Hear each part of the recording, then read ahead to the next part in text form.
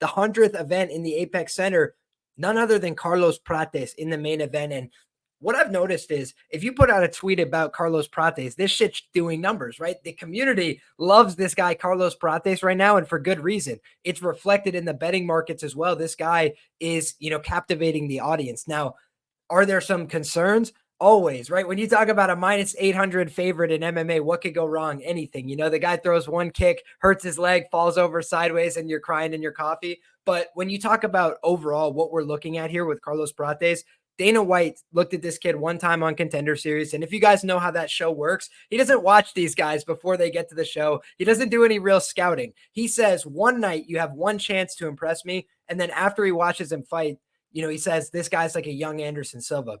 Very high praise. Obviously, he said the same thing about Uriah Hall. It's not going to work out for everybody. But you look at Carlos Prates, what stands out about this guy? He's got a ton of experience coming into the UFC. So if we look at his record, we're going to pull this up right now via Tapology. And I'll share my screen here with you guys so you have an idea of what we're talking about. We've got the nightmare, Carlos Prates, right? And he looks like an intimidating guy. He's got Muay Thai on the chest, 26 professional mixed martial arts fights, 3-0 in the UFC, 2-1 in one championship, 2-0 in the LFA. And like I mentioned before, 1-0 on the Contender Series, got signed right away. You look at what we're dealing with in terms of this guy's career. He goes out there and he beats the Leech, Li Jingliang, a guy who's very respected, a guy who's a long-term veteran of the sport, coming back from a long layoff. And he just got absolutely delivered, right? He had nothing to offer, unfortunately, to a guy like Carlos Prates. And they exchanged some shots, right? They both were willing to throw. They both were willing to exchange. But you had a young man who knew he could rely on his chin, who knew he could walk him down pressure. And you just saw that ultimately a guy who's very tough, a guy who's normally, a rock solid durability type guy in the Leech, he was getting wobbled. He was getting stung. He was getting off balance. And you just see Prates is a killer, man. He picks his shots very well. He'll mix it up. He'll go to the head. He'll go to the body. He'll use his long legs. He'll use his knees. He'll use those elbows. He'll use his punches. You see a lot of effective tools and effective offense from Carlos Prates, and that's why people like to watch this guy fight, right? Aside from the aura, aside from the cigarettes, aside from the vibe, my man's out there drinking and smoking, chilling, doing his thing. When you watch the guy fight, he's very intentional, right? There's the party lifestyle on the outside. And then on the inside of the cage, does he always make the defensively responsible choice? No. But does he always make the violent, explosive, looking to deal damage choice? Yeah, he always does that. And you look at this guy, he's having a lot of success as a result. The Charles Radke fight, guys, that was sinister. If you go back and watch that, it's one of the most brutal knockouts you'll see from a body shot in the UFC. He hits him to the body, and this guy collapses in a heap, rolling around on the ground, holding that liver. And you just saw Prates gets you thinking about up here, right? He's very busy with the hands, making you watch up top, and then he kills you with the knee to the body. The guy's special with that offense on the feet. I don't think there's any two ways about that. When you look at the Trevin Giles fight, we just saw Mike Malott go out there and put on a very tepid performance, a very milquetoast performance out there, maybe touch a little with the jab here and there. It's been tough for some guys to look good against Trevin Giles. They needed a big moment of success.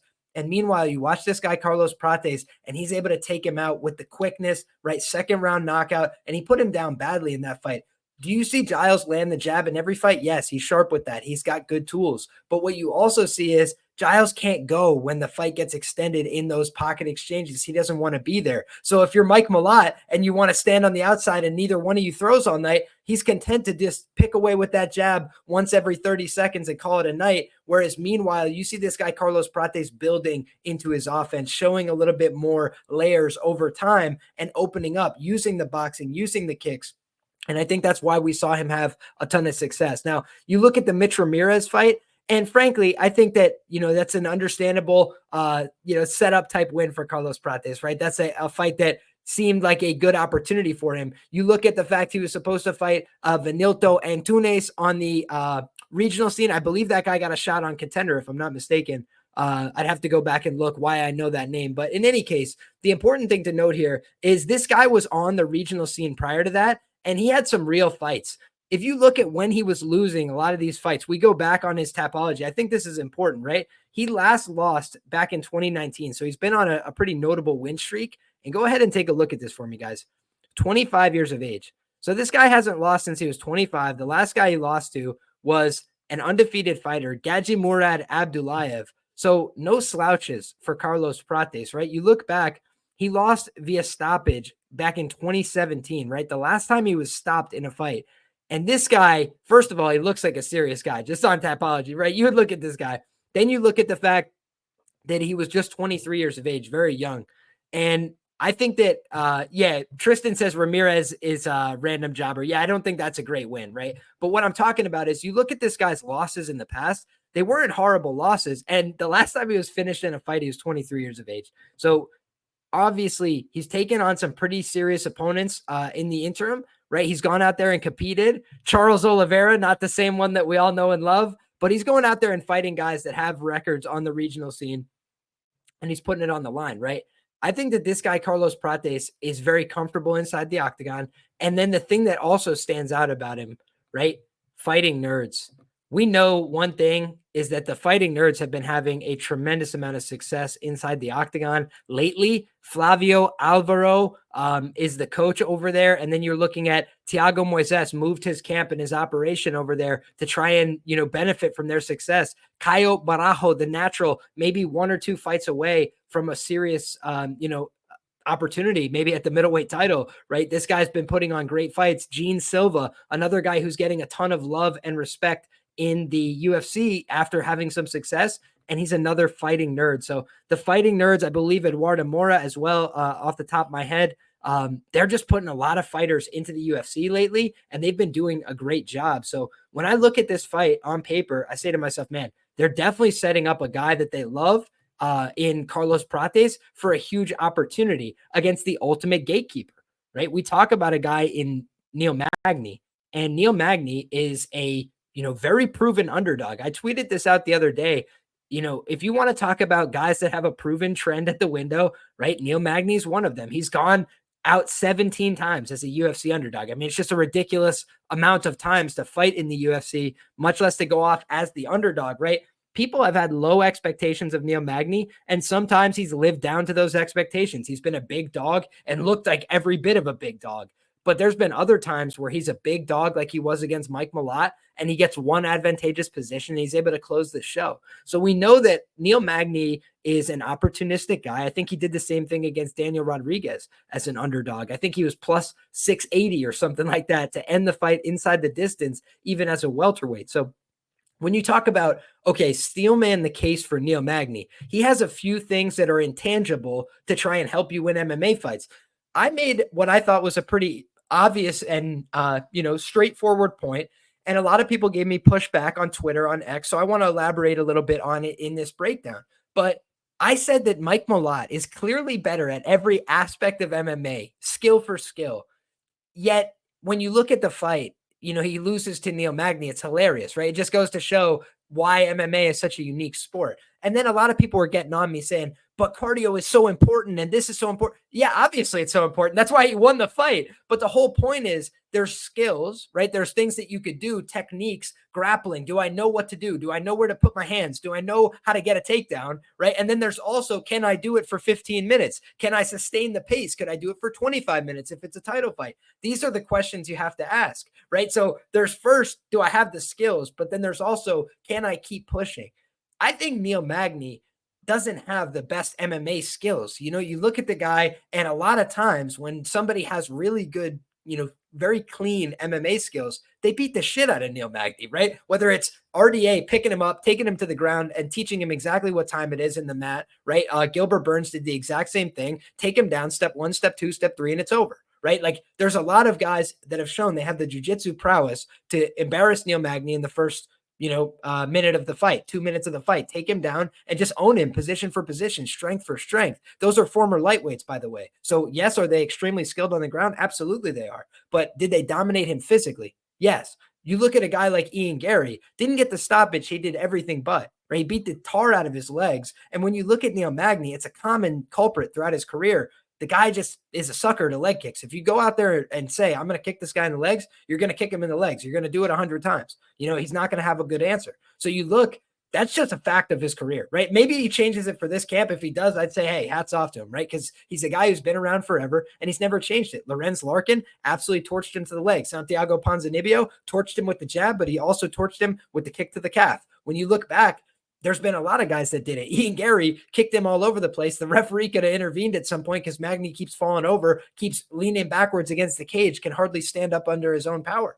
So I think that there's been a lot of ample evidence that if you're a striker like Carlos Prates, you got Muay Thai tatted across your chest, you think that he would come out here and try and chop him down at the legs, right? Try and really take the wheels away from Magny, because then Magny can't move. And if he can't move, it's going to be pretty difficult for him to avoid those huge shots of Carlos Prates. Carlos Prates, from the very first time he came on Contender Series, guys, I take notes about a lot of guys that come through Contender Series.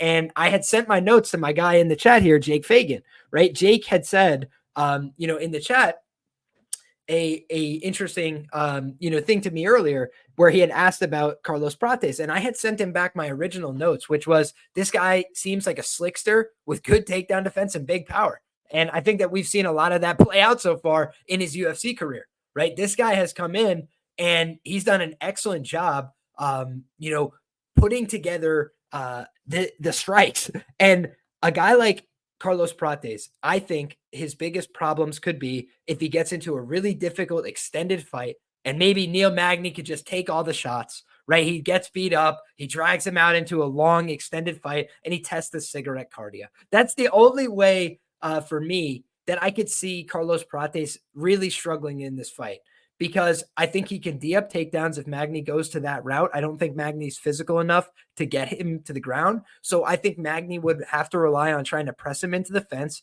I do think that you see a guy in Carlos Prates who's very dangerous in all positions. I think he could knee to the body. I think he could elbow in close. I think he could pick his shots with the punches as well. Magny could be a little bit tricky with long, awkward fighters. He grabs a hold of them. He tries to lean on them and be awkward in the clinch with them. That's kind of his upside. But when I look at how this fight plays out at distance, I just think that there's a huge levels gap between these two guys. I do think that Carlos Prates is a much heavier handed fighter. I think the guy who's much more likely to land a standing knockout at distance in this fight is Carlos Prates. I think that for Neil Magny, most of his upside in this fight would be rounds 3, 4, and 5. Try and get this guy extended, try and see if he could test his cardio, try and see if this guy doesn't have what it takes to be in 5-round fights, because everything I've seen from Carlos Prates seems like he's a guy who's willing to take a shot. He's willing to give harder shots than Neil Magny can give. He's willing to push himself, in terms of, you look at this guy, there's been footage of him on his back well back in his career, right? Way on the regionals. And the guy looks to be very competent in Brazilian Jiu-Jitsu. He looks like a guy who likes going for knockouts, but it's not from a lack of competence and skills on the mat. Again, coming from Fighting Nerds, that seems like something where if he had a deficiency there, they'd be constantly working to address that.